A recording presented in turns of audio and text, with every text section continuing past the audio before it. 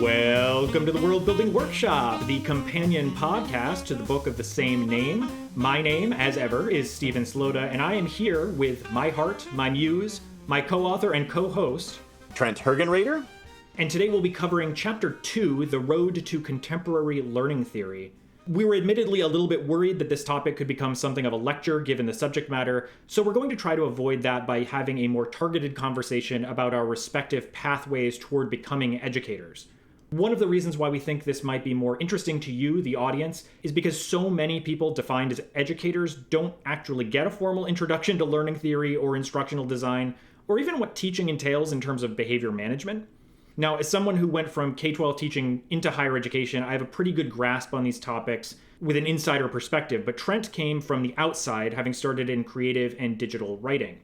Given that you didn't start with a formal education in learning science and curriculum development the way I did, I wanted to ask you, Trent, about your take on education and educational design, having worked backward to learn the ropes, backward from your subject matter to understanding what it was to be a teacher.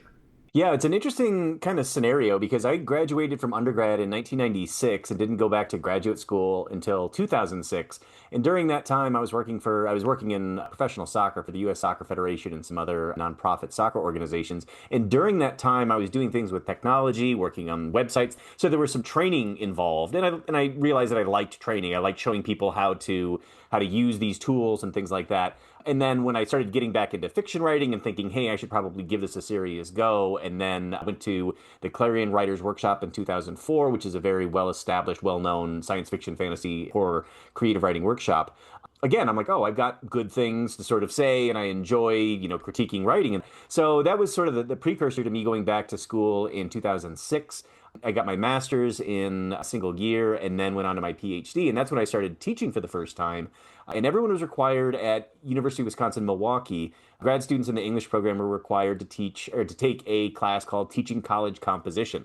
And I thought, okay, I don't really want to be teaching college composition, but that's where we got our tuition waivers. That's what literally sort of paid the bills at that time. And I thought, okay, I just want to be teaching creative writing. They have you take this class concurrently while you're teaching your first sections. And it was, I was teaching at 8 o'clock in the morning. The students didn't want to be there. I wasn't super jazzed, even though they gave us some leeway in how we were going to teach. I wasn't super jazzed about it. And while reading these articles from Rhet Comp theory, the learner has the knowledge and decenter the classroom and all these things. And I'm thinking, okay, well, I'm the professional writer in the room, right? Like why would I want to decenter the classroom? I'm the one who actually knows this stuff. And the reason why they're going to college is to learn, like I did. You sit in a class, you listen to the professor, you take notes, you do this crossword in the student paper, whatever it is, and then you take a couple exams and you're done. And it wasn't like that. It wasn't like that at all. And I remember I had this epiphany. So I was taking the class and went through and didn't really, I was doing the work for the grad level class, teaching college composition. But at the end of it, I thought, okay, now when I finally get to teach creative writing, I'm just going to do my own thing, right? And what I quickly found out was that if I took that approach, that I was the one who is the master in the room of writing, that I was going to be miserable because my experiences, especially like at something like the Clarion Writers Workshop, those were opt-in. That was like a competitive application process to get into that program. So everybody who was there wanted to be there, and everybody who was there had similar goals. We knew the top fiction markets. We knew that that's where we wanted to break in, and it was really night and day. It was 180 degrees different when I was teaching undergrads about Intro to Creative Writing, which was the first sort of non-composition class that I took. And that was the real sort of like needle scratch on the record. Like, I am going to hate this if I am fighting with my students the entire time. But if they don't, like, what else am I supposed to be doing in this classroom if it's not being the one who owns the content, who knows how to do this stuff? And this is like, the fall of 2008 or something like that. Still relatively new in my graduate career. And again, the first time I'm teaching creative writing and thinking, I don't know if I want to do this, I had to pretty quickly figure out, okay, well, let's go back to some of that theory that I kind of cast aside, and thought I was so much smarter or whatever, and started thinking about, okay, well, who are the people who are actually in the room? Why is it that they're here? And it turned out that a lot of them were there to get a general education credit. A lot of them were there because there was a requirement to be in education, to get your bachelor's in education, like to be a K through 12 teacher. And then I started thinking, okay, wait a minute, what does this audience want that I Hmm. can I can start to sort of work with. So it's not just me trying to force feed them something that they're not all that interested in. And I would say that that was sort of the first moment where I realized, hey, I'm going to have a career of disappointment if I have in my head the expectation of what it is and how they're going to learn. And from that point on, that's when I started getting interested in writing pedagogy.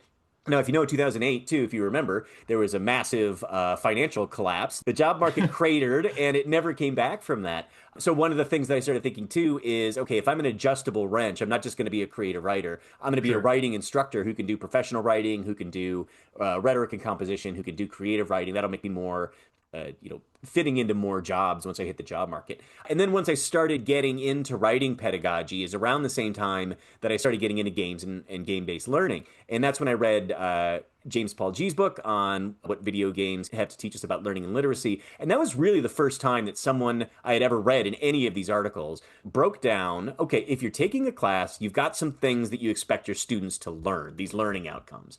The assignments are trying to get them to achieve those learning outcomes. So thinking about like one of the things that I remember sort of resisting in my teaching college composition class was the idea that if students come back with they've written an assignment and it wasn't at all what you had intended, it's not that perhaps that they were morons. It's that maybe you worded it in a way that they didn't Hmm. understand or they interpreted it a different way, right? And it was really through starting to think about and then getting more experience actually teaching and seeing these things in practice. Oh, yeah, it matters a great deal what my Yeah. expectations are.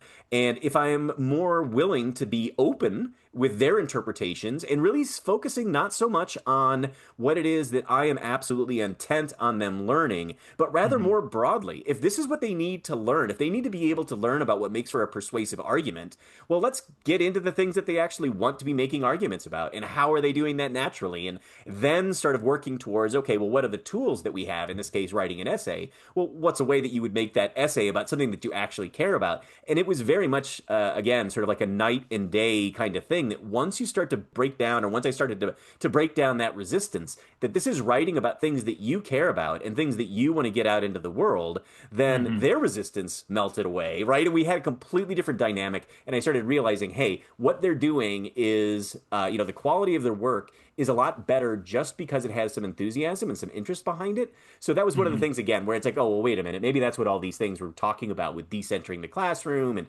giving your students more agency and license or whatever. It's not that, in back in the day, and maybe some people who are listening to this now feel the same way, that that's somehow a cop out or you are lowering your standards or it's not Hmm. rigorous or whatever. And really for me it was like a shattering of the way that I had learned where it's like wait a minute. I remember so few things specifically from my undergrad, right? Like from specific assignments, specific Hmm. lectures or what like that.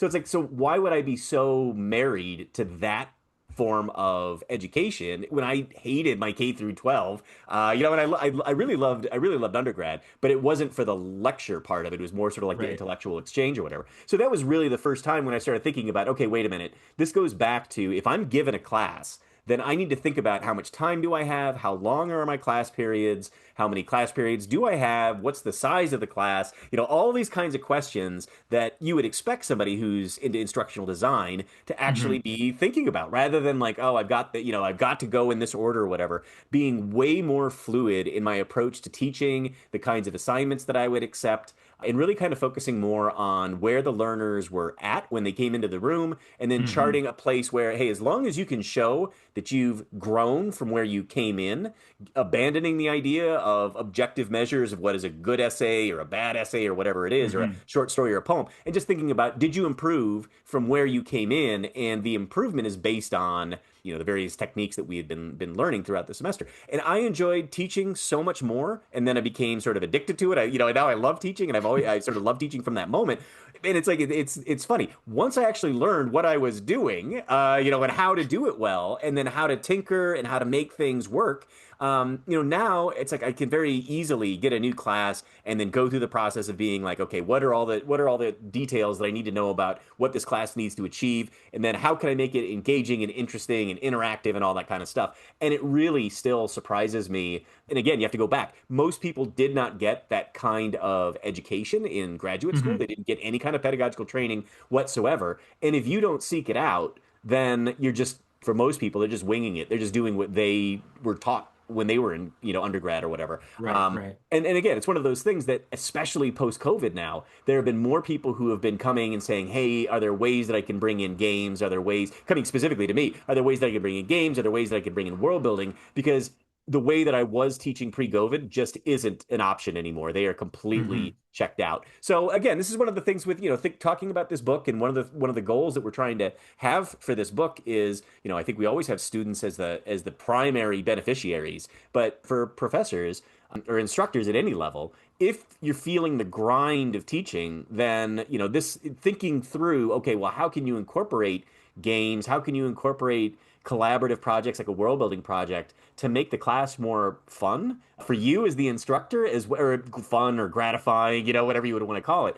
I think that's one of the things that I've always kind of been after, and it's one of those things that for creative writing as well. If you're expecting to be able to take a bunch of 19 and 20-year-olds and turn them into beautiful lyrical, literary craft style writing, you will be Hmm. disappointed in most cases, right? Unless you're teaching in fairly elite institutions. So then, again, what is it that you can do in that space to benefit the student, that they get some good stuff out of it, and then you also feel like, hey, you are enjoying the interaction, the intellectual exchange with students, and the creativity and all those kind of things. So yeah, so that's basically, those sort of stages, being introduced to the theory, resisting it a little bit, at least from Rhett Comp, and then getting more experience and realizing there was something to it, and then hitting the games and game-based learning stuff was really where it became the, hey, wait a minute, if I'm trying to teach a creative writing class where I'm teaching how to establish a character and setting Hmm. and motivation and point of view and all of those things, is what brought me to teaching with role-playing games, because role-playing games do that really, really well. And I always use this still to this day as an example of, you align the role-playing game, what it does well, with the learning outcomes for a fiction writing class. They map together really, really well, and with a little, Hmm. with a little forethought, it's not that hard at all to bring in lots of exercises that are adapted from role-playing games in order to get to that sort of good stuff, that will get people thinking about character and thinking about setting and how they interact, and then how that works to create a plot. All that stuff, works together. And one of the things too that I often, before throwing it back to you, that I often say is that the reason why tabletop role-playing games and Dungeons and Dragons took off the way that it did is because it uses all of these models, right? Like, it gives you a Hmm. structure for building a character, how to resolve conflict, right? It gives you a system for all of this stuff. But then within that system, it's virtually infinite what you can do once you are working within that system, when everyone is playing within the Hmm. same sort of rule set. And I always find it interesting that the creators, Dave Arneson, Gary Gygax, those folks, they knew nothing about learning theory, right? They were just playing Right. games and trying to figure out what they wanted to do, and they just kind of stumbled upon all of this stuff that actually leverages really deep learning, and then gets people enthusiastic about whatever it is, in that case, sort of interactive collaborative storytelling, although they wouldn't have called it that back in the day, right? But that's what it was. It's just sort of like a natural, and that speaks to sort of like our psychology has us wired to learn in this way. And then when Yeah. we start learning, we feel the gratification. We want to do it more. We want to learn more. We want to try new things, right?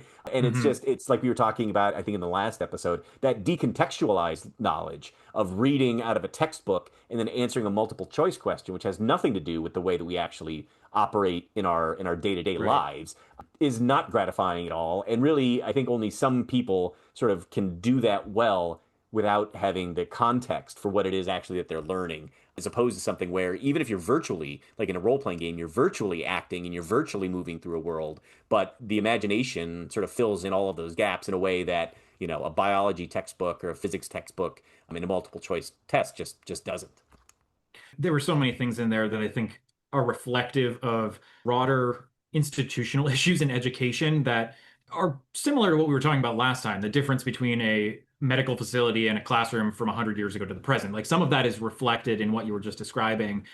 I think what's most interesting, though, is that you and I kind of arrived at the same pedagogy in different ways. Mm-hmm. And I would say that in spite of the teacher education I received, that there was an emphasis on inquiry-driven learning, which I think is what you're describing when you said decenter the classroom, right? That you have the students coming in, they're bringing their own experiences, their own interests, and you're using that as the mechanism to get them to learn and then apply this stuff. When I went through teacher education, and again, like, this is one experience in one program 15 plus years ago, the emphasis was on differentiation, but differentiation was treated as a normal quote unquote level or medium level difficulty, a hard, super hard difficulty, and an easy difficulty, and you just give that to the students who need the hard, medium, or low level content or questions or whatever. And I don't think this is necessarily reflective of what my instructors thought good education looked like, but the language and the way that it was compressed into a teacher education program sort of sapped the life out of these bigger concepts that were more important.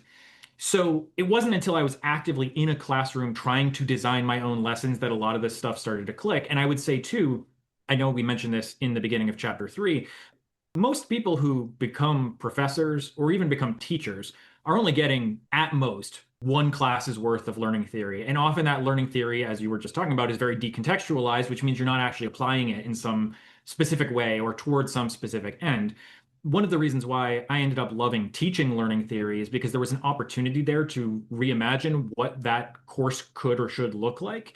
And rather than asking people to chronologically chart all the different theorists and the theories that are associated with them and regurgitate that at the end of the semester in a paper or as part of a multiple choice exam, there was an opportunity here to make the entire course about practicing those learning theories in some way, shape, or form. So when we talk about Skinnerian behaviorism, or we're talking about Seymour Papert and constructionism, or we're talking about Bandura and social learning theory, I was then asking my learners, who again were in-service educators, I think I mentioned this, it was asking them to apply those things directly to what they were doing in a classroom.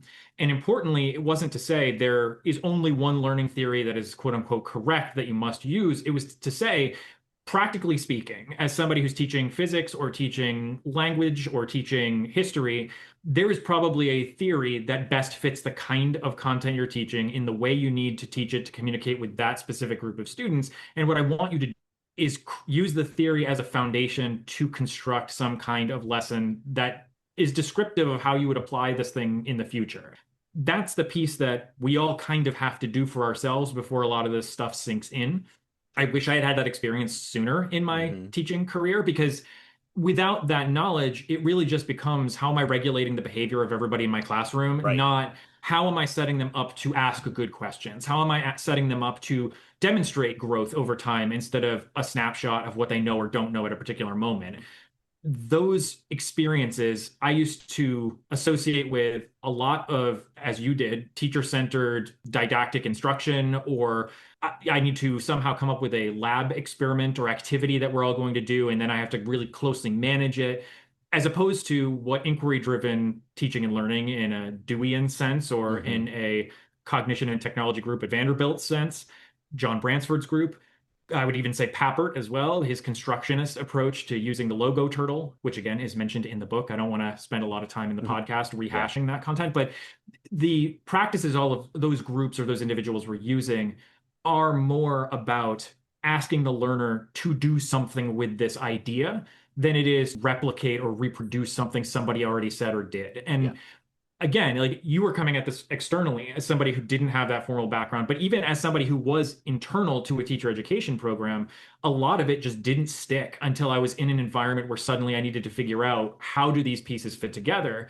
And having the disparate pieces from all of my teacher coursework was not sufficient to producing some kind of curriculum that was actually reflective of anchored instruction or inquiry-based learning, or the kinds of hands-on inquiry that allows the instructor to be the guide on the side versus the sage on the stage. Like, all of that was secondary to me thinking I need to know the pieces, and that's the thing that's going to drive me to be a good teacher, not the I need to know how to integrate and synthesize these pieces, and that's what's going to make me an effective educator. Does that make sense? Yeah, absolutely. And I mean, this is one of the things too that, when I was an undergrad, I took almost equal credits in history, philosophy, and English, and just ended up majoring in English. And I think this is one of the things that people can get stuck on too, where if you're doing a lab where you've actually got samples or, physical things that you're manipulating, then it's like, oh, well, that's very hands-on and you can kind of understand, especially if there's like a didactic component to it. So I remember taking a fly fishing class, and we had different reels, and we had to thread different types of filaments onto the whatever.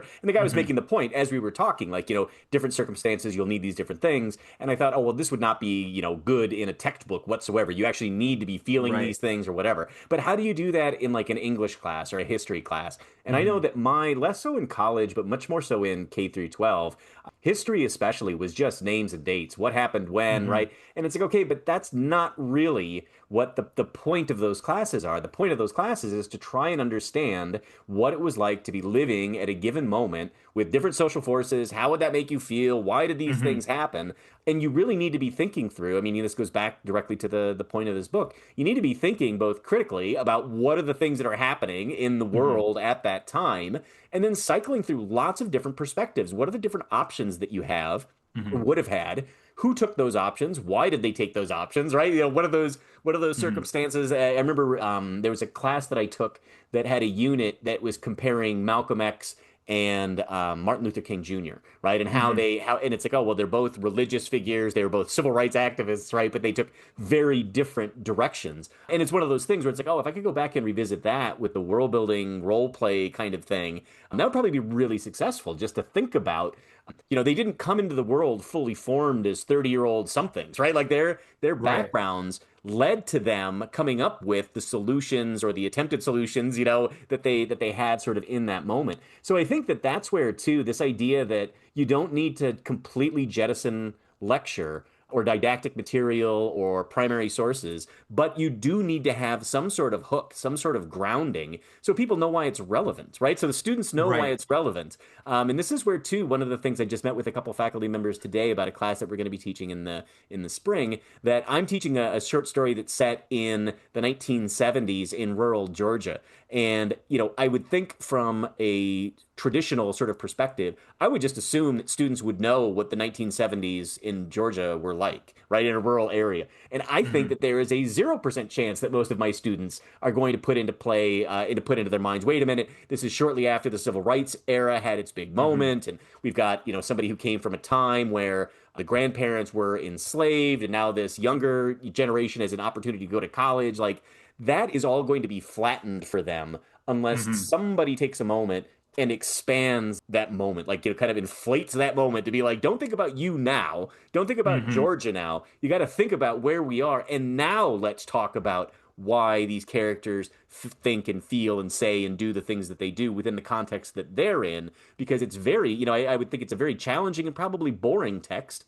If you're thinking about, like, so many of these students, if they read this in high school and then needed to take a multiple choice test on what were the factual things, or what might be, like, if I had to say, oh, well, the character's motivation is A, B, C, or D, that's a really impoverished way of looking at literature and Yeah. understanding literature, right? But that's the way so many of these students, since No Child Left Behind, have been conditioned to think about just names, dates, places, factual stuff, rather than the really good stuff, which is the interpretive, the sort of like, let's debate why are you making this claim about why this person thought or said, and that's the really good stuff. Again, like, if I get a student, it's in their second year of university studies, well, I'm just not dealing with that student in that moment. They've had 12, 13, 14 years of schooling leading up to that has Hmm. conditioned them in very certain ways. And as an instructor, I have to work both with and against that sort of understanding of where they think they're coming from. And it depends too. Did they come from a progressive school? Did they come from a very conservative, traditional school, right? Well, it's funny. I'm really glad you mentioned No Child Left Behind, and that brings us right back to this problem of what is education for? And Hmm. again, we touch on this a little bit in the book, and that there are multiple perspectives, and none of them are specifically correct, and there are many different kinds of schools. So I'm not trying to overgeneralize, but the last 100 years are based on a model that was designed for getting people to be able to think critically enough that they wouldn't die in a mill, and not for the digital age, right? Like, Yeah. there's a big difference between teaching for efficiency and teaching for self-regulation or self-actualization. And again, these come up in chapter 3 more so than chapter 2. But one of the things that has always made me a little bit nuts about the way that we teach teachers is not only that we decontextualize a lot of the design work that goes into being an effective educator, it's also that we don't really have a system in place to allow these future teachers to do the things we know are best practice, because they Hmm. are trapped inside this broader ecosystem that is incentivized toward a totally different set of goals. Yeah. So if you really want students to be successful, you don't put them into a classroom where one teacher is managing 24 people who are, half of whom are uninterested in what you're talking about, because again, there is a big difference between self-selecting populations of students who are attending a degree program for some specific discipline versus the K-12 students who are there because it's compulsory, right? Like there's a Yep. big vacuum between those two different kinds of environments. So And the gen ed we're classes that they don't want to take, right? That right, engineering right, or engineering that they don't students, understand why those are why they're relevant. relevant. And this Yeah. goes back to something you were saying before about the siloing of higher education or the siloing of education more broadly, is that one of the consequences is that we have now trained this group of students to not think that the humanities have any value because Right. they don't comport with the emphasis on STEM education, or they don't comport with what a school of business would dictate is the appropriate thing to focus on economically, right? Like there are these cross pressures as higher education has become sort of more neoliberal and more organized around capitalist outcomes as opposed to the self-actualization component. And that trickles down into the broader education Yep. DNA, in addition to the fact that K-12 was already incentivized toward what's best for getting people trained to be able to go into the workforce as opposed to what's going to get these people to be good thinkers. And Right. we're now kind of seeing the consequences of that system. That's the reason why I picked out No Child Left Behind as the thing you said that I thought was most interesting and relevant is we're even though that methodology or that structure was put into place over 100 years ago, we still keep going back to the well on that, expecting a Hmm. different Hmm. outcome. We should really be investing in smaller class sizes, Yeah, more educators who exactly. have more opportunities for professional development and interdisciplinary interaction and partnership, and more akin to an old schoolhouse, students who are working across grade bands. Because the most interesting and relevant thing about students shouldn't be their age, right? Like there's Hmm. more Hmm. ways to slice that apple so that we can focus on the things that students are good at or the things that they're most interested in, or that we can, as a lot of Montessori schools or other, inquiry driven, I'd say there are a lot of charter schools that fall into this category too. Schools that are organized around not disciplines, but critical thinking and Yep. empathy and these Yep. broader concepts, and then use the disciplinary content as a way to talk about those interdisciplinary ideas. And Yeah. so, again, this is all stuff that nobody really talked about when I was in teacher prep, at least not in a way that was clear at the time. And I think part of that is just because you need the experience of being in front of a group of learners. And if you have done it with a group that is uninterested in the content, you very quickly realize that this is a lot more challenging than it sounds on paper. And Hmm. then on the flip side, if you haven't been in an institution that allowed you the freedom to experiment with some of these more ill-defined kinds of inquiry-driven or anchored instruction, Hmm. you end up not being able to appreciate why that's so different than direct didactic Right. instruction. And on top of that too, I'm thinking back about once I started getting into pedagogy and started getting a little bit more excited about the possibilities and reading people like Paulo Freire, Pedagogy of the Oppressed, and some of the works of Bell Hooks, just thinking that we're not just being, teaching from an apolitical position where this is the material, right? The material is Hmm. coming from a very specific cultural place. And this is something that's been big in creative writing studies as well, that, the Iowa Writers Workshop is like the workshop. And it was established in the 1930s, and primarily the first numbers and numbers and numbers of people who went there, primarily white, primarily men, primarily heterosexual, primarily upper to middle upper class. That was what was good writing at that point. That's what the New York publishers wanted, and that's what good writing was. But now, you start thinking about, wait a minute, what does, a kid who is maybe from, Latino or black, and they live in the inner city, and it's a woman and she's dealing with different issues, like, what does Ernest Hemingway say to her? Does that matter? Is that the kind of writing that that writer wants to do? I would Hmm. suggest probably not, right? Or if it is, can they talk back to it? Can they say, hey, Yeah. look, this is something that has not worked out well for people who are like me, and I'm going to use these tools that you've given me to dismantle the system, right? And that's a very dangerous thing to people in power. Once you start teaching people to critically think, and we talk about this a little bit in the book, that the critical thinking, well, you can calculate the trajectory of a comet that's a million light years away, and that's not really going to change the living conditions of anybody who is living in your city. Whereas if you Hmm. start taking, hey, look, let's look at the way that housing loans worked in redlining, right? In the Right. 1950s, the 1960s, that once you get people critically thinking about the way that the world is that we live in now and how it got there, well, then they suddenly have a lot of ideas about the things that we need to change and how those things came to be and how we can change them. And all of a sudden, it's like it stops being this passive, you need to know these names and dates, and all of a sudden it becomes active in what can you do in this time to make the world a better place, right? Or at least Hmm. accommodate or greater equality or whatever it is. And that is very intimidating and dangerous for people in power, which is, I think, why we see this doubling down on the education that we know is not good, is not about, it's just rote memorization, because it like insulates people away from having those dangerous ideas. I was going to say, I mean, you're coming across as a real postmodernist Yeah. disruptor trend or Yeah, a yeah, exactly. postmodernist disruptor or whatever. But okay, so it's really interesting that you note this actionability or demonstrating to the learners that there are actionable things that they can do, because I've had arguments before with colleagues, and I know their partisan political persuasion isn't really the reason for this, and that there are many reasons somebody might come to this conclusion, but they would argue to me that education is not meant to be social engineering. And that Hmm. the goal of a teacher should not be to indoctrinate students. Even, and again, this is something that we get lobbed at us from outside of education all the time, but there are people within education who also have this belief that schools are indoctrinating in some way, shape, or form, and that they shouldn't be.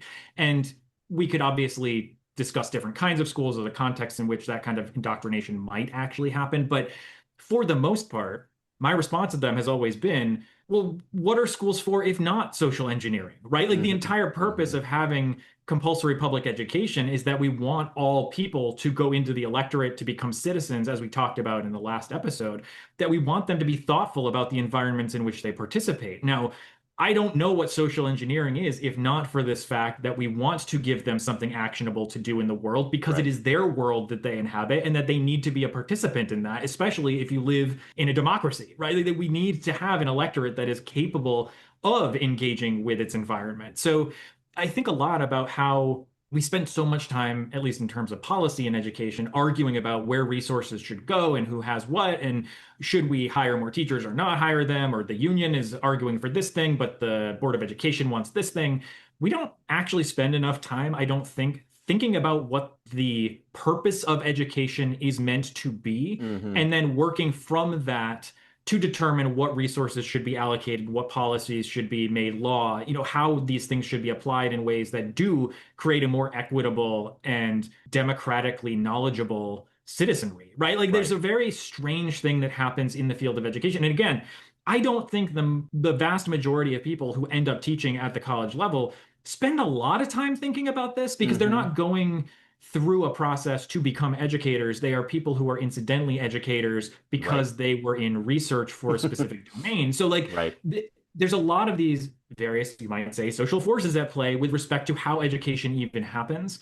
And just to jump back to your conversation about the prologue, like, this is one of the reasons I wanted to write this book and why I included this chapter about learning theory and the history of situated cognition or the history of anchored instruction. It's because I want those who read the book and are trying to apply this world building approach to have that understanding or that framework in place before they start trying to instantiate this, Hmm. because you really need to know what you're about Yep. before you start doing it. And Yep. I mean, I don't want to put words in your mouth, but it does feel like that's the impetus you had writing about collaborative world building for writers and Yeah, gamers. yeah, absolutely. I mean, and and one of the things that I've noticed with students who, have been out since 2020 or so, something in that, is that I think a bit of impatience as well is that once they start to get some critical lens on the world and they can see inequality and they can see problems in the world, and I don't want to overstate it, but it's almost as if they're the first ones who have ever seen it, and they're blaming Gen Xers like me for not having fixed it.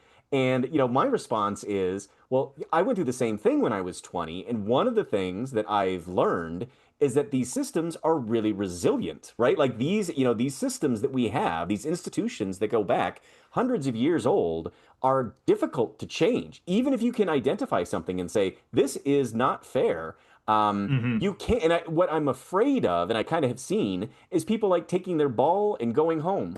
And it's like, Hmm. you know what? The civil rights movement wasn't an afternoon. It took years of consistent effort of people facing danger and being violently abused by the police. And it took a long time for there actually to be change. And I think, when it comes to things like the issues that the one that always comes up to me is trans rights and just sort of like trans visibility compared to accepting that gay people were part of our culture seemed to take decades to sort of get that, in Hmm. sort of like on TV and all these kind of things, where the trans movement has moved much, much faster. And I mean, more power to it, right? Like I think that that's the Hmm. faster that it comes in, but you also can't expect social change to happen on the turn of a dime, right? So this is where being able to think about the actionable ability, I don't know if that's a word, actionable ability of these things. What do you do when you do or see, you see something and you address it or confront it,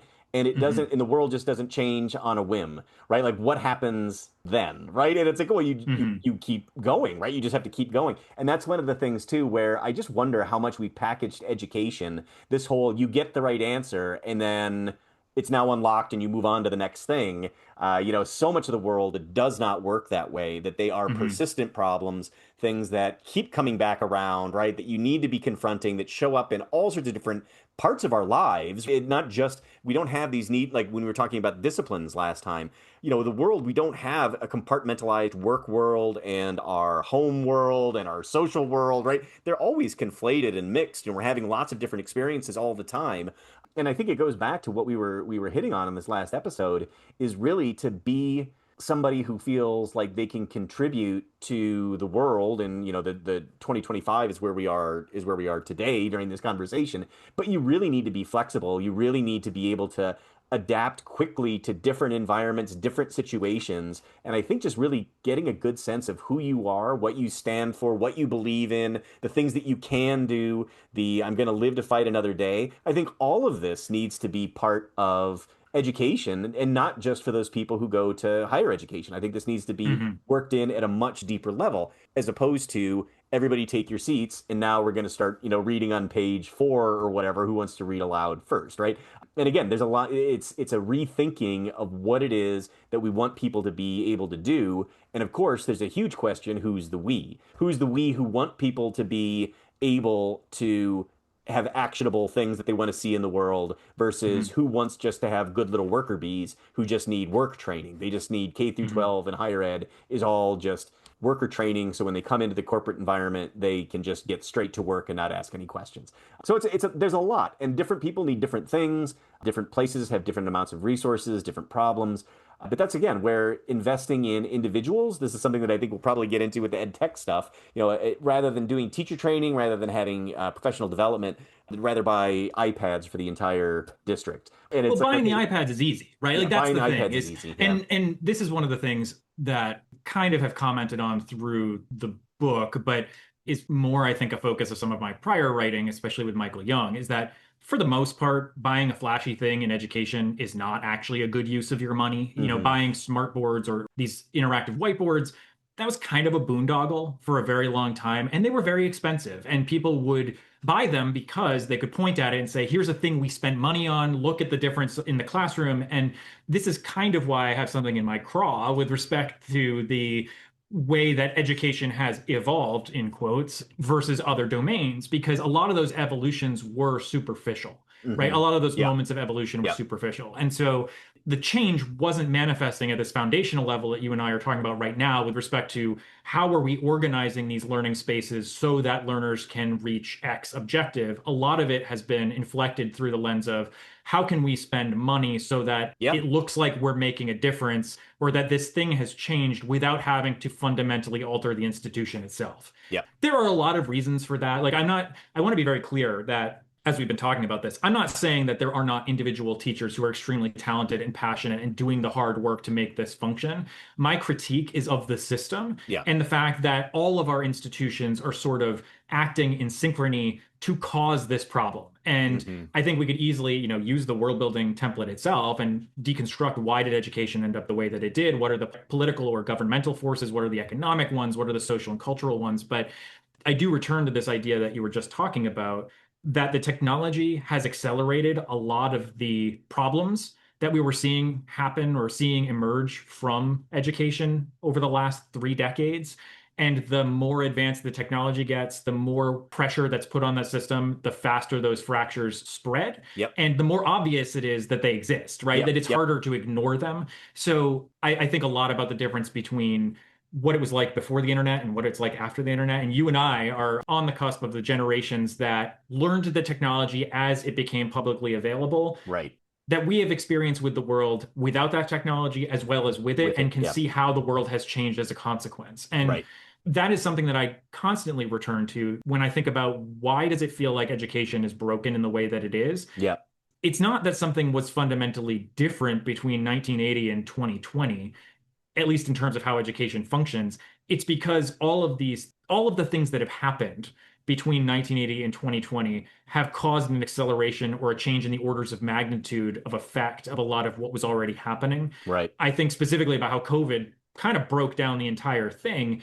And then afterward, despite having all of these technologies, despite having all of these new experiences as educators, the impulse is to go back to what was before, right? So there's this problem with education as a whole and the way that we've kind of framed it, both for people who incidentally end up in education, like professors, or people who go into it as a profession and are trained based on a model that stopped being relevant years ago. Yeah, and that's where, when I was talking last time too about the gentleman who was an established writer who was saying, "Oh, the things that worked for me still work today," and I was kind of saying, "Oh, brother, it's like the students have changed, the world has changed." But I think, and I remember part of that conversation, one of the things, and this is where one of the other consequences of people not having any pedagogical training is not being able to differentiate the flash in the pan, the whatever, the flashy stuff versus the genuine, like this is actually a breakthrough. This is how people Hmm. actually learn, right? And the way that so I mean, this guy probably got his PhD in 1985 or something like that, right? And it's like, well, we've actually genuinely learned a lot about how people Yeah. learn between 1985 and today, and it would be wise to incorporate some of that. But I think one of the things as you're talking, I mean, and this is me, is my, not to have my own political views on full display. But I think the problem is that education is not a product in the way that it Yeah. is supposed to be. Like packaged and marketed, and that's one of the things that I always say too about the games and learning movement, where it hit its peak and then kind of I think you said so eloquently in the book, sort of went to seed then from that moment, is because one of the results that came out of it was games that you bundle onto an iPad and then shoot out to a district are not going to do away with teachers. You still need to have good teachers. Students are not going to Hmm. learn any better from that.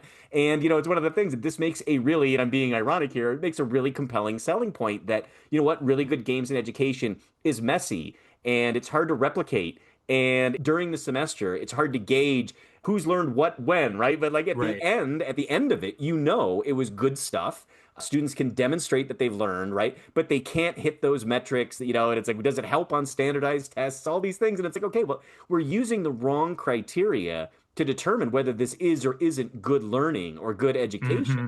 If we change the criteria, well, then we come away with, well, this was mind blowing, right? People had really life affecting, deep learning experiences that they take away from them. But if that's not what the grants that we're applying for, or whatever the worksheets that we need to fill out to show learning outcomes or whatever, if it's not matching up against those, then it seems like it's a waste of time, and it's like what you need to do to have a good games and education system is to have educators who understand how it works. They can adapt on the fly. They Hmm. can work with individual learners. That's all very inefficient, right? And it's like inefficiency is not inherently bad, but it's like in this environment which we have for our schooling, it is negative because we don't create the time and the space for good learning. And instead of saying, how can we create time and space for good learning? It's like, how can we do the best job with this crappy, dysfunctional system that we have? And it's like, aren't we asking the wrong question here, right? But the answer Yeah. that is the question that never gets answered.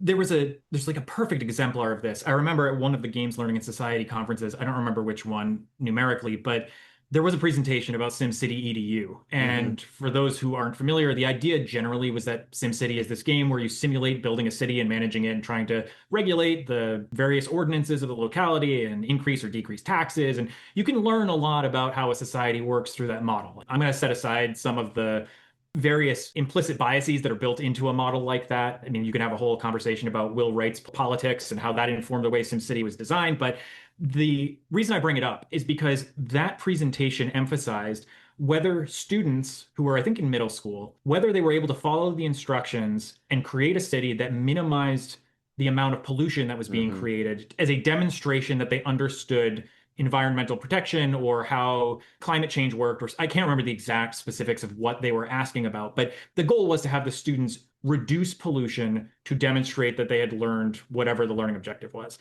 And I remember asking at the time, and there wasn't really a good answer to this. Well, what about the students? You have a couple of students listed there that are outliers, right? That they increased the pollution. Do you think they understood what they were doing in the context of what you were actually trying to measure, which is the relationship between pollution and climate change, or the relationship between smog and healthy outcomes for the citizens of a town, whatever it was?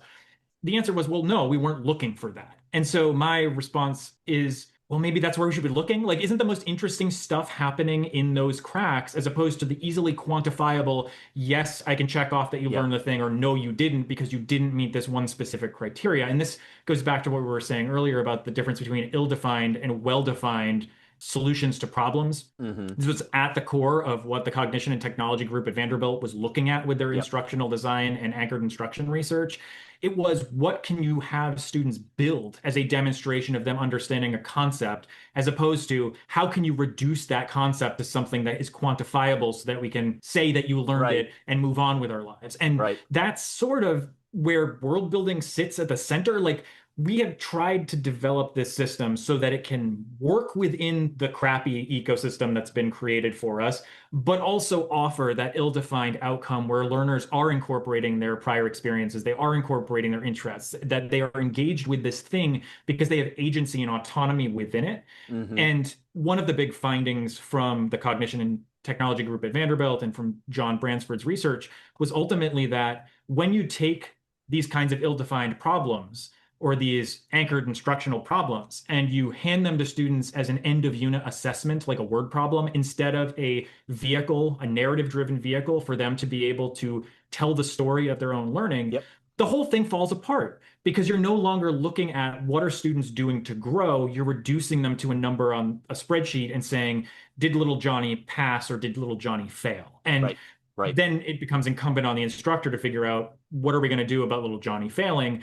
I also wanted to add really quickly, because I want to ask you a little bit about this too, but I'm thinking about an article that we were discussing the other day regarding the way that media and political figures discuss something like standards-based education. And we can talk Hmm. more about this in the context of assessment when we get to that chapter, but you and I were basically in agreement that one of the biggest problems here is that most people don't have the language to understand what good learning looks like, or Right. they don't have the experience because their own K-12 experience was so focused on direct instruction, right? That they didn't have problem-based opportunities. They didn't have a teacher who was giving them the option to exert that agency or autonomy. So we don't even have a good way to communicate outside the silo of education about what good education is and should look like, that doesn't immediately get refracted through the lens of, well, this is the way it's always been, this is the way the system works, and it can't be anything else. Yeah. Yeah. So I don't know. Do you want to comment on that from your perspective? Like, I know Yeah. we don't want to get too much into our own politics, but I do No, think no, that's a exactly. relevant Why not? It's point. our podcast. Yeah. I think about Jeff Flake. Used to have his politician from Arizona. Used to have his Hmm. list of like the most ridiculous college classes or whatever as a case of like why public education should be cut. And one of the things that used to drive me crazy is, and I mean, he didn't know about any of my classes, and I'm sure he would have attacked them had he known about them. But it was like, media studies. Why does anybody need to go to college for media studies? And I thought, okay, I teach this class on transmedia story worlds on Star Wars, right? Where it's like Star Wars is the focus of that is the body of work that we look at to study transmedia story world. And someone can very easily be, and colleagues at my own institution roll their eyes and say, why aren't they learning Shakespeare when, instead they're taking classes on Star Wars? And I always say, they're not learning about the content of Star Wars. They're learning about the concept of 21st century media environments, of how we tell stories, why we tell stories, who the audience is, what media do you choose to tell the story in, right? And it's this whole idea that if you've got, I'll pick on Hemingway again, if you've got Old Man in the Sea, that is a book that someone like Jeff Flake thinks that the value is in the book, right? And you have to Hmm. dig out the value from the book. And the only way you can get that is if someone has decided what the value of the book is, and they say, well, what did that book mean to you? And you need to line up, your answers need to line up with whatever the expert said the answers were, right? And it's just so Hmm. funny that it's like, if you talk to anybody who teaches literature, who teaches film, who teaches comics, any of these things, A little bit is about the technique that the artists use across those different media in order to get their points across. But it's always going to be about what's the experience of the characters in that story, in that movie. And I never claim in my class that Star Wars is, except for, I'll sidebar Andor, a lot of Star Wars is not reaching for high artistic sort of literary themes. But that's not really the point. We're not reading it for what's in the Star War, right? We're reading Hmm. it for all of the issues of narrative design and how do you move a character through these things, right? Through these different kinds of stories and story beats and how is a comic different than a film, different than a short story, all those kinds of things. Because again, these students are going to, a lot of my students are going into animation, going into film, going into game design. They want to be storytellers. So we need to be able to deconstruct the kinds of stories that they see around themselves and the kind of stories that they consume. If they want to be producers of those kinds of stories, they need to build that literacy, right? So it's like, I would argue in this day and age that taking a class in media studies is more important than taking a class on what is in Old Man in the Sea that you, Jeff Flake, think is so important. Hmm. Because the world has moved on from when he was in college to where, now it's like, okay, well, even when I was in college, it was, mostly TV. TV wasn't taken seriously. It was mostly novels and films, right? Were the two things that you could study seriously. And it's like, okay, but now, I look at my boys who are now 16 and 13, and they watch movies, play games, watch TV shows, read comics, read books, they read, and they're voracious readers as well. And they all do it on one device, right? They all do it on Hmm. their iPad. And there's something really, really different about that than when I grew up and you had to, shift between all these different forms of media. And it's something that we need to dig into, we need to understand in order to help them be critical consumers, right? Both critical producers and critical consumers of the media that they are working with and the stories that they want to tell. And again, it's that whole idea that the old values were better, the old media, the old print media was inherently better. And it's like, well, none of that is true. But again, you got people who are making policies at the federal level, making decisions, and they don't understand what good learning is. Yet teachers downstream, and then eventually the students, which is the population overall, is sort of, I wouldn't, victim might be too strong of a word, but they are then dealing with these narrow-minded views that really aren't up to speed with what we know about learning and literacy and what we do for good learning. It's kind of disheartening at times. And that's again where it's like, just like I was saying before, I shouldn't fall into that same camp. Just because I see what's wrong in the world and I say this is wrong, if it's not corrected tomorrow, that doesn't mean I give up, right? I keep trying to use my career to proselytize, to get more people on board, get students on board so they understand it, all those kind of things. And it's slow work, one person at a time. But you feel like at least that you're doing the right thing, and it's not just because you're ideologically biased. It's because the evidence points in this direction, right? The evidence suggests these are the ways that people learn, and they need to learn in the environments in which they find themselves, not from some manicured, situation, because that's not what we find outside of our classroom walls. We run into all these mixed situations all the time. That's the problem with being in a situation where the people making the decisions are either acting out of a position of being proactive and wanting to get ahead of potential future problems. I would say in the current moment that involves people like you and I and some of our colleagues or friends studying AI and LLMs, not to advocate and say they must replace things or necessarily to say they don't have any function or use at all. Right. It's to understand what is the relationship between this technology that is emerging and becoming more publicly accessible and what's happening in a classroom environment. What can this technology actually do for students? What problems does it present? And Right. those problems can be functional or practical, they can be theoretical or ethical. And we just want to have that conversation versus the reactionaries whose response is usually shut everything down and go back to whatever was in vogue years ago. And again, this comes back to something we describe in the book, this idea that a lot of people who did not get formal education about education, they just teach the way they were taught and Mm-hmm. default to that as Mm-hmm. being the quote unquote best way. And I know we're kind of wrapping up here, but next time when we talk about chapter 3, one of the things I'd really like us to emphasize is how do you take this theoretical foundational stuff and apply it in some way Yeah. that does what we were describing, where you try to maintain that one-to-one relationship between the thing the student is doing in the classroom and what you actually want them to do outside. And the reason for that is because it does serve as a good framework for being proactive about how to be a good educator, as Right. opposed to falling into that reactionary camp of, I'm going to freeze because this is unfamiliar to me, or this is scary, or this is different in some way. even going back to something you said when the conversation about the prologue, that we want people, we're not here to proselytize using world building and telling everyone this is the best way to teach that ever existed, and it can't possibly be good to lecture, or it can't possibly be good to do whatever you're already doing. You should be doing what we're doing.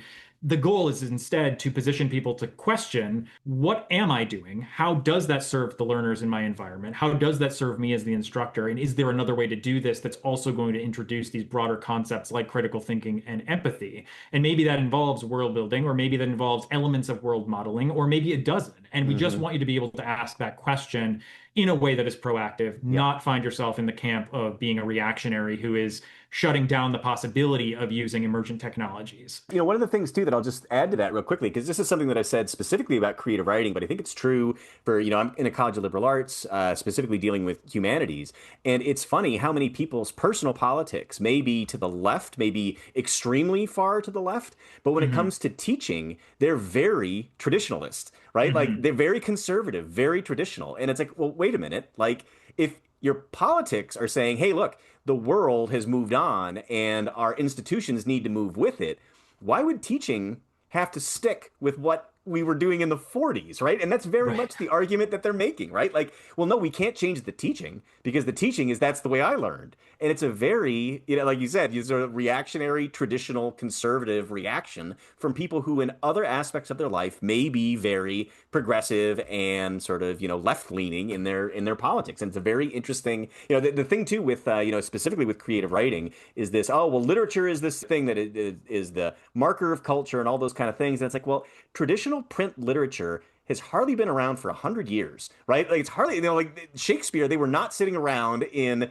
England reading and discussing Shakespeare. It was going to the movies on a Saturday night, right? And it's like Right. the way that we look at it now is different than the way that it was received back then. And it's the same way all the way through. There was no mass publishing industry. There was, the literacy rates weren't high enough to have an audience for those things. So just because within our lifespans, this was throughout the majority of, the Gen X and, earlier generations, literature was the high art form, Hmm. is just an accident of the time in which we were born. And it's like, and Right. that time is now moved on. It still has tremendous value, but it's not the only game in town. Just like some of the things like you were just talking about, these different kinds of teaching techniques. It's not that they're bad or they're outdated, right? It's that maybe you can use other things to get at different kinds of questions, right? Which I think, and we'll talk more about this next time, the actual implementation of a lot of these ideas. But broadly speaking, like instructional design, you can either be eclectic and use all kinds of different various theories and approaches, or you could be very purist and only stick by one.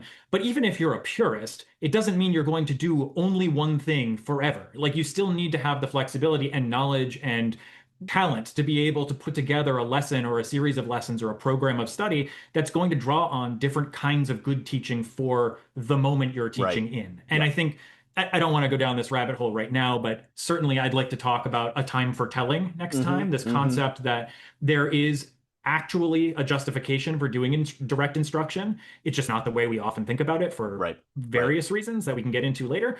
And I'm really looking forward to us being able to discuss the example from chapter 3, the engineering ethics component, and how we thought about constructing a series of lessons and activities drawing on various learning theories, because it gets at this point of wanting to tinker with what some of the emergent technologies are and how they may fit into that buffet of options, as opposed Hmm. to forcing the 40-year-old borscht down somebody's throat because that was the only thing available at the time, right? It's Right. a Right. that we really are, as educators, in a position to do more experimentation than we often do. Hmm. And what we want is for people to come away from this book doing some of that experimentation for Right. themselves. Right. And I think even just to go back, maybe this is where we can close though. The idea we've complained about this as well, that during the COVID crisis, school shut down, everyone has to go online.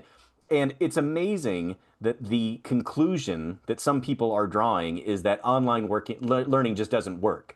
And it's Hmm. exactly what you just said. It's that, well, what doesn't work is mid-semester taking an entire class that Yeah. you'd planned for being face to face, and then having a bunch of people with no experience teaching online suddenly moving all of that stuff online. Well, I'll tell you Hmm. what, That doesn't work. And the only reason you would ever do it is if you're having a pandemic, right? And it's like Right. if you gave those people so, and it was I was in the same boat. Like I did a online teaching and learning certificate when I was in graduate school, so it was rough and it was rocky for me, and I knew what I was doing, right? But then Hmm. the following semester that I was teaching online.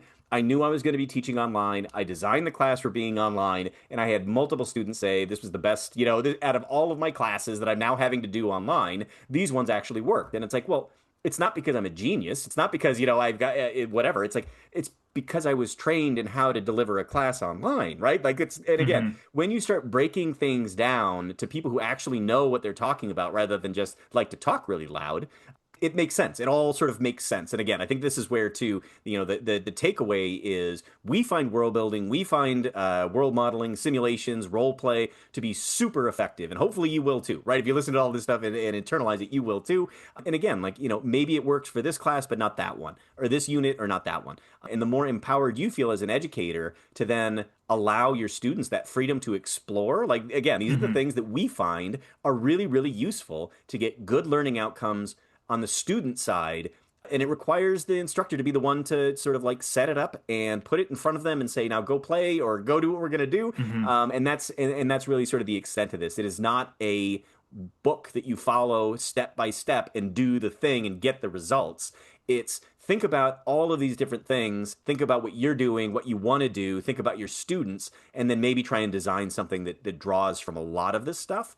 And again, it's one of those things that, with a little elbow grease and a good attitude, that it overwhelmingly works. Like, again, like we said, Hmm. we've never had anybody come back and be like, oh, it didn't work at all. It often works in ways that you didn't expect, but it's always worth doing. And everybody always comes back and says, I'm going to try doing that again. And on that note, we will see you all next time when we talk about chapter 3, Theory to Practice. Looking forward to it, and we'll have some more examples to walk you through in addition to the one that's in the book. So thank you all so Great. much for listening. Thank you much. Thank you, Steve. This was a great conversation. Hope you all enjoyed it, and we will talk to you next time. The World Building Workshop podcast is a production of Trent Hergenrader and Steven Slota. Our theme song, Stompin' at Midnight, is a copyright-free Creative Commons production created by composer Kevin MacLeod. The show is mixed and edited by Steven Slota.